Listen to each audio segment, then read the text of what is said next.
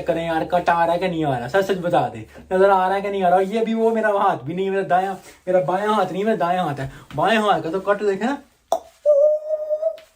जबरदस्त हो गया काम।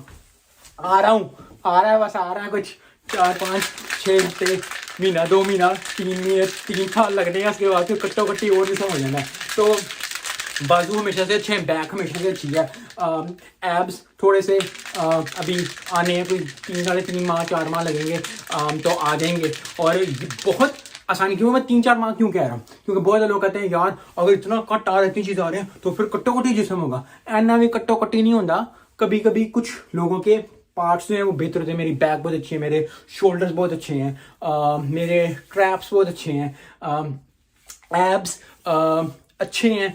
चेस्ट उस तरह की चिजल्ड नहीं बनती, तो उसके लिए बहुत मेहनत करनी पड़ती है। क्योंकि जब पता नहीं सी तो उस वक्त सिर्फ बैक के लगते थे, पुलअप्स लगते